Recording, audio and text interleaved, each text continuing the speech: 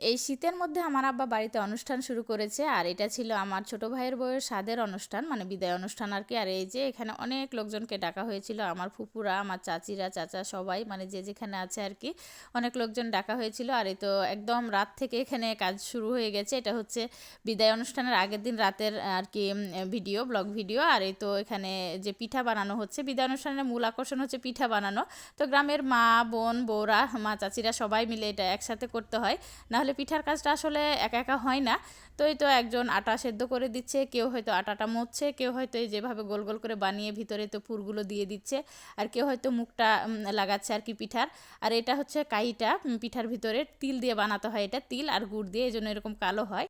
আর এই তো এখানে চুলায় আমার নানি চুলার পাড়ে বসে পিঠাগুলোকে ভাপ দিয়ে নিচ্ছিল। আর এই তো প্রথমে যে পিঠাগুলো ভাপ দেওয়া হয়েছে সেগুলো আমার শাশুড়ির জন্য পাঠানো হচ্ছে। আমার দেবর এসেছে, ও রাতে খাওয়া দাওয়া করে চলে যাবে, আমার শাশুড়ি বাসায় একাই আছে এজন্য। অ্যান্ড নেক্সট যেগুলো করা হবে সেগুলো সবাই মিলে খাওয়া হবে। আর বেশ অনেক পিঠা করা হয়েছিল। আর এই যে এখানে আমি তো তারপরে শুয়ে গিয়েছিলাম, এত শীতের মধ্যে ছিলাম না জেগে। আর এটা হচ্ছে একদম ভোর 4:30 কি 5টা বাজবে এরকম। তো তখন আর কি লুচি ভাজা হচ্ছিল, কারণ আমার ভাবিকে তো আনতে আসবে, মানে তার বাবার বাড়ির লোকজনের আর কি, সবার জন্য আর কি নাস্তা তৈরির জন্য এই লুচিটা করা হচ্ছিল। তাদের লোকজন আবার আমাদের বাসায় যে লোকজন ডাকা হয়েছে সবার জন্য আর কি নাস্তা তৈরির জন্য এই লুচিগুলো ভাজা হচ্ছে। তার সাথে আরও বেশ অনেক রকমের আইটেম দেওয়া হবে, অবশ্যই পরবর্তীতে শেয়ার করছি। তো এই তো তারপরে রান্নাবান্না, সকালে তো খাওয়া দাওয়া করতে হবে যারা এসেছে দাওয়াতে আর কি, তো রান্নাবান্নাও করা হচ্ছিল। আর এখানে এই যে পিঠাগুলোকে সাজিয়ে রাখা হয়েছে, নাহলে পিঠাগুলো নষ্ট হয়ে যাবে, একসাথে জোড়া লেগে যাবে, তো এইভাবে হালকা করে রাখা হয়েছে। আর এইদিকে তো আমার আর চাচি, বড়ম্মারা সবাই মিলে তো ডিমগুলোকে আর কি খোসা ছাড়াচ্ছিল, আর এভাবে একটু করে ফুটো করে দিচ্ছিল। এগুলোকে ডিম গোটা গোটাই রাখা হবে, ভাজা হবে আর কি হালকা করে। দেন এই তো আব্বা আবার বাজার থেকে কলিজা নিয়ে আসলো, কলিজা ছোটো ছোটো করে কেটে ভুনা করা হবে, লুচির সাথে দেওয়া হবে নাস্তায়। তো এই কলিজাগুলোকে এখন ছোটো ছোটো করে কাটতে হবে, আর এই কাজটা আমি নিয়েছি। তো অনেক কাশি হচ্ছিল, ঠান্ডা যেহেতু লেগেছে অনেক, এজন্য আর কি ভাবলাম যে আগে চাটা খেয়ে নিই। আর যেহেতু খুব একটা বেশি কাজ করা হয়নি আমার দ্বারা, তো আমি কলিজাটা কেটে দিলাম ছোটো ছোটো করে। আর এই তো তারপরে খাওয়া দাওয়া করে নিচ্ছিলাম।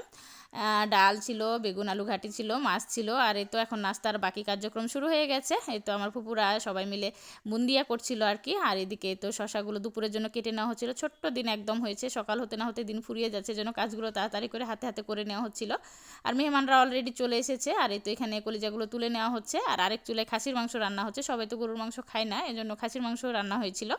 তো এই তো এখন কলিজাগুলোকে তুলে নেওয়া হলো, এখন নাস্তার প্লেট সাজানো হবে। এটা হচ্ছে আমাদের এখানকার রিচুয়াল, বিয়ে হোক বা বিদায় অনুষ্ঠান হোক, সকালবেলা এরকম প্লেট সাজিয়ে আর কি নাস্তা দেওয়া হয় গেস্টদেরকে আর কি।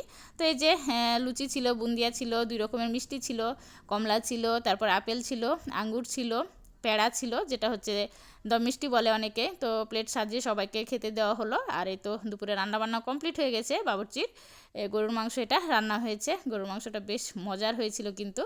এই তো প্যান্ডেল করা হয়েছে আমাদের বাসতলায় আর কি, মানে আমাদের বাড়ি থেকে একটু বাইরে ফাঁকা জায়গায়।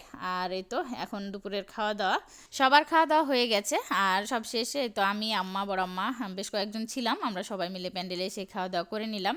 খাওয়া দাওয়া কমপ্লিট সবার। তো খাওয়া দাওয়া শেষে আবার একটু রিচুয়াল আছে, আমার ভাবিকে স্বাদ খাওয়াতে হবে, যেটা মূল আকর্ষণ আর কি এই অনুষ্ঠানের। তো এই তো খাওয়া দাওয়া করেই এই তো আমরা প্লেটগুলো সাজিয়ে নিয়েছি আমার ভাবিকে স্বাদ খাওয়ার জন্য। ওর কোলে একটা ছোট্ট বাবু দিয়ে দিয়েছি, যেহেতু আমাদের বাড়িতে নতুন মেহমান একটা ছোট্ট বাবু আসতে চলেছে। তারপরে এই তো ওকে স্বাদ খাওয়ার পরে ওকে যে গিফটগুলো দেওয়া হবে আর কি, এই তো শাড়ি, 3 পিস, যা যা মেহমানরা মানে যাদের দাওয়াত দেওয়া হয়েছিল তারা সবাই এগুলো নিয়ে এসেছে। তো ওকে ওগুলো দেওয়া হলো।